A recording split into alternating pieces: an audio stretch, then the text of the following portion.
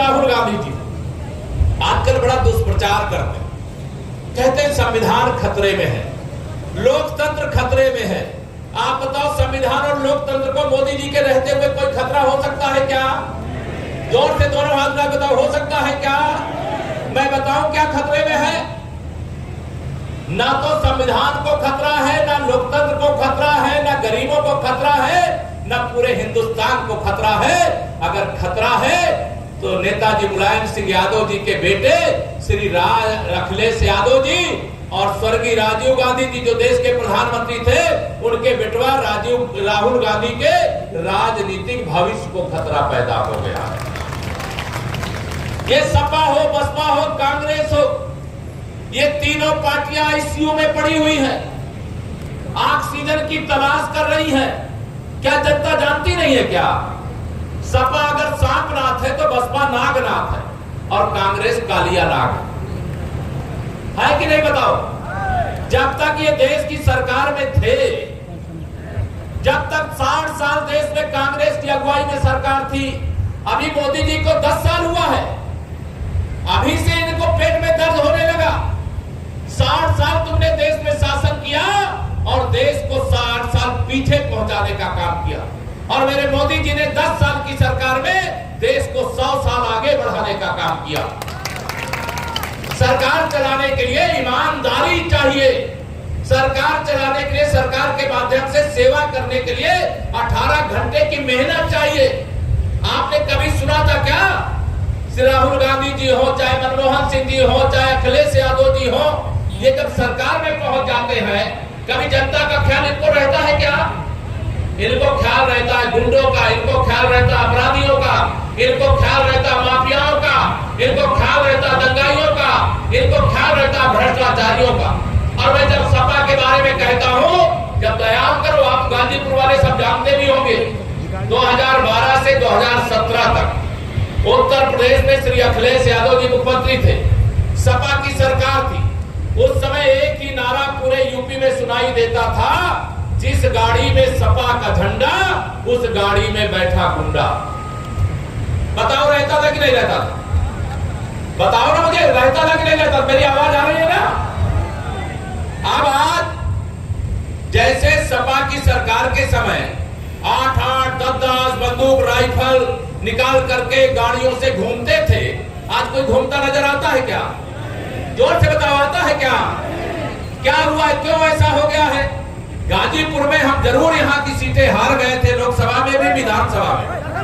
और क्यों हार गए? इन लोगों ने कहा कि 2022 में तो दुष्प्रचार किया, अखिलेश यादव जी कहे 400 विधायक जिता करके सरकार बनाने जा रहे हैं। लेकिन जब वहां की वोटों की गिनती हुई तो शतक बनाने के लिए इनको लाले पड़ गए और 275 सीटों के साथ भारतीय जनता पार्टी की सरकार फिर से बन गई। 2019 में सपा बसपा का जब गठबंधन हुआ, यह सही है कि हम गाजीपुर लोकसभा हार गए, लेकिन आप बताओ 2019 में गाजीपुर की सीट हारने के बाद गाजीपुर का विकास रुका कि नहीं रुका? जोर से बताओ, रुका कि नहीं रुका? आप सबको मैं आह्वान करना चाहता हूं, निवेदन करना चाहता हूं, अनेक प्रकार के दुष्प्रचार करने का काम ये विरोधी करते हैं, ये विकास नहीं कर सकते। इनका नारा है 100 रुपया में से 85 रुपया हमारा है। मैं गाजीपुर आया था जब प्रदेश अध्यक्ष था, कोई सड़क पैसा मनोज सिन्हा जी के कार्यकाल में आया है, पूरे आजादी के बाद से लेकर के अब तक नहीं आया होगा। इस बात को आप सब जानते हैं। मैं आप सब लोगों से ये कहना चाहता हूं, हम विकास किए और विकास करेंगे। हम गुंडागर्दी नहीं चलने देंगे, भ्रष्टाचार नहीं होने देंगे। तीसरी बार मोदी सरकार इसलिए बनाना है कि मोदी जी एक गरीब माँ बाप के बेटे हैं। देश में 80 करोड़ लोगों को प्रधानमंत्री गरीब कल्याण अन्न योजना का राशन वितरण 3 साल से हो रहा है, और मोदी जी ने कहा है 4 जून को तीसरी बार मोदी सरकार बनने के बाद ये 5 साल तक किसी प्रकार से राशन वितरण होता रहेगा। मोदी जी ने कहा है हमने प्रधानमंत्री आवास देश में 4 करोड़ गरीबों के बनाए। हमने गाजीपुर में भी लगभग 1 लाख आवास बनाए। लेकिन अभी भी बहुत बड़ी संख्या में लोग बचे हुए हैं, क्योंकि सपा बसपा कांग्रेस की जब सरकार होती थी तो ये घोटाला करते थे। जो गरीब आदमी था उसका नाम अमीर वाली सूची में डलवा दिया, और जो अमीर था उसको गरीब वाली सूची में डलवा दिया। अभी भी मेरे बहुत बड़ी संख्या में गरीब ऐसे हैं जिनको प्रधानमंत्री आवास की आवश्यकता है। बताओ है कि नहीं है? मैं आपको कहना चाहता हूं, मोदी जी ने कहा है 4 जून के बाद 3 करोड़ गरीबों को प्रधानमंत्री आवास और भी देने का काम करूंगा। अब